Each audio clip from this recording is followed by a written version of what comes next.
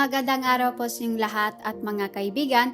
Sa video na ito, samahan ninyo akong tuklasin ang makulay na kasaysayan at kahalagahan ng Binondo, Maynila, ang pinakamatandang Chinatown sa buong mundo. Alamin natin kung paano ito naging sentro ng kalakalan, kultura at pagkakaibigan ng mga Pilipino at Chino at tuklasin ang mga kwento, arkitektura at tradisyong bumubuo sa makasaysayang distritong ito.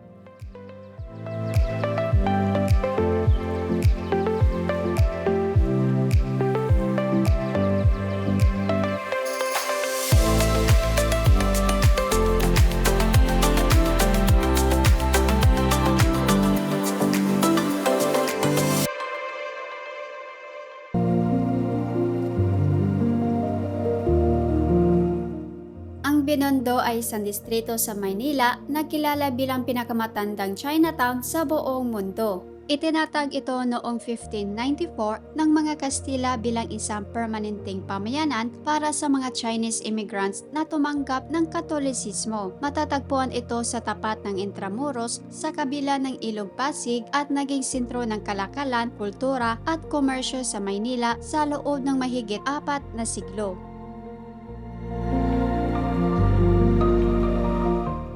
Ang Binondo ay tinatag ng Spanish Governor General Luis Perez Dasmariñas. Layunin nitong maging lugar ng mga Sangley o Chinese immigrants na naging Katoliko upang mapadali ang ugnayan ng mga Chino at Kastila, lalo na sa larangan ng kalakalan. Sa panahong yon, mahigpit ang mga Kastila sa mga dayuhan, ngunit kinilala nila ang kahalagahan ng mga Chino bilang mga negosyante at artisan. Bago pa dumating ang mga Kastila, aktibo na ang mga mangangalakal na Chino sa lugar na ito. Sila ay nagdadala ng seda, porselana, tsaa at iba pang kalakal mula sa China at nakikipagpalitan sa mga lokal ng ginto, perlas at iba pang produkto. Dahil dito naging mahalaga ang Binondo sa pag-unlad ng ekonomiya ng Maynila at ng buong Pilipinas. Noong panahon ng kolonyalismo, naging sentro rin ito ng mga makasaysayang pangyayari. Dito naganap ang mga unang pag-aalsa ng mga Chino laban sa mga Kastila at dito rin umusbong ang mga unang komunidad ng Mestizo de Sangley, mga Pilipinong may dugong Chino.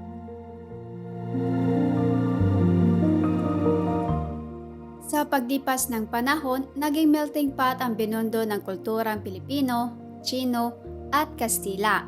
Makikita ito hindi lang sa arkitektura, kundi pati sa wika, pananamit at paniniwala ng mga tao rito. Ang mga fiesta tulad ng Chinese New Year ay ginoginita dito ng buong saya kasabay ng mga tradisyonal na fiestang Katoliko tulad ng fiesta ng Santo Niño at mga prosesyon. Ang mga kasalan at fiesta sa Binondo ay kadalasang pinaghalong tradisyon ng Chino at Pilipino mula sa pagkain, musika hanggang sa mga ritual ng kasal at negosyo. Marami ring kwento ng tagumpay ng mga pamilyang Chinese-Filipino na nagsimula bilang maliliit na negosyante at ngayon ay malalaking pangalan na sa industriya.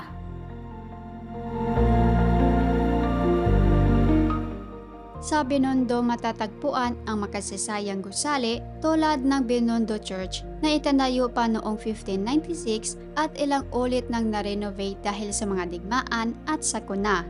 Sa harap ng simbahan makikita ang Plaza San Lorenzo Ruiz na pinangalan sa unang Pilipinong santo na ipinanganak mismo sa Binondo. Bukod dito makikita rin ang mga heritage building at neoclassical structures na nagsilbing tahanan ng mga prominenteng pamilya at negosyo. Ang mga iconic na arko gaya ng Binondo Chinatown Arch at Filipino-Chinese Friendship Arch ay nagsisilbing paalala ng matagal ng ugnayan ng dalawang kultura. Ang Escolta, isang kilalang kalye sa Binondo, ay tinaguri ang Wall Street of the Philippines noong panahon ng Amerikano dahil dito matatagpuan ang mga bangko, insurance companies at mga opisina ng malalaking negosyo. Hanggang ngayon, marami pa ring heritage buildings dito tulad ng First United Building at Regina Building.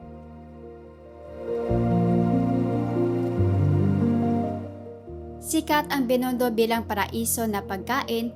Dito mo matitikman ang authentic na Chinese-Filipino cuisine tulad ng lumpia, pansit, popia, tikoy, siupaw at iba pang Chinese delicacies. Maraming lumang tindahan ng tradisyonal na Chinese medicine, gold shops at mga grocery na nagbebenta ng imported goods mula China. Ang Ongpin Street ay kilalang kilala bilang sentro ng mga Chinese restaurants at tindahan ng alahas. Tuwing Chinese New Year, libo-libong tao ang dumayo dito upang makisaya, manood ng dragon dance at bumili ng pampaswerteng pagkain.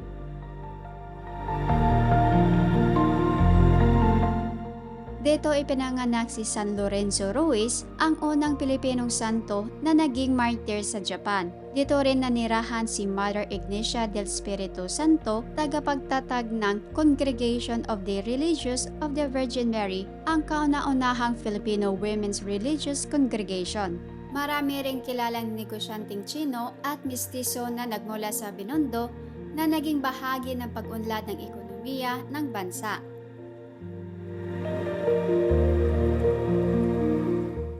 Sa kabila ng modernisasyon at pag-usbong ng mga bagong gusali, nanatili ang Binondo bilang buhay na museo ng Filipino-Chinese heritage. Dinarayo ito ng mga turista hindi lang para sa pagkain, kundi pati na rin sa kasaysayan at kultura. Tuwing Chinese New Year, nagiging makulay at masigla ang buong distrito dahil sa mga parada, fireworks at mga tradisyonal na selebrasyon. Patuloy na mahalagang sentro ng negosyo, komunidad at kultura ang Binondo sa Maynila.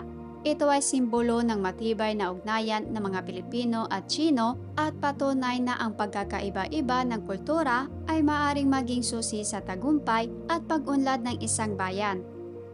Bakit nga ba walang Chinatown sa mismong China?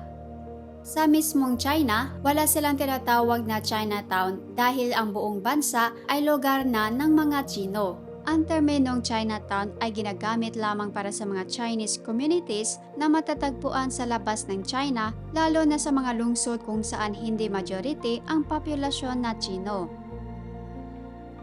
Ano ang Chinatown? Ang Chinatown ay isang termino para sa mga lugar sa labas ng China kung saan nagtitipon ang mga Chinese migrants may sariling negosyo, kultura at karaniwang kinikilala bilang isang ethnic enclave. Sa mainland China, hindi kailangan ng Chinatown dahil ang kultura at populasyon ay Chino na mismo. Bakit Binondo ang pinakauna? Ang Binondo, Maynila ay itinatag noong 1594 bilang isang official na settlement para sa mga Chinese migrants na nag-convert sa Katolisismo sa panahon ng pamumuno ng mga Kastila. Ang ibang mga Chinatown sa mundo ay naitatag ng mas huli kumpara sa Binondo. Bakit hindi sa China o mas malapit na bansa na itatag ang pinakaunang Chinatown kundi sa Pilipinas?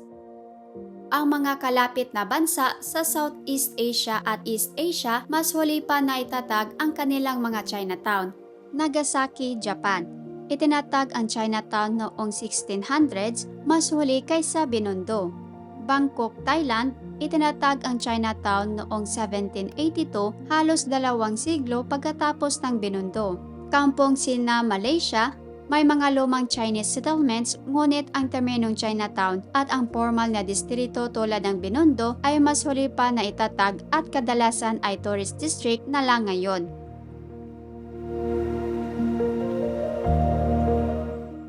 Ang mga Chinese settlements sa mga kalapit na bansa ay matagal nang umiiral, ngunit kadalasan hindi sila itinatag bilang formal na Chinatown na kinikilala ng lokal na gobyerno kundi natural na migrasyon at pamumuhay ng mga negosyanteng Chinese.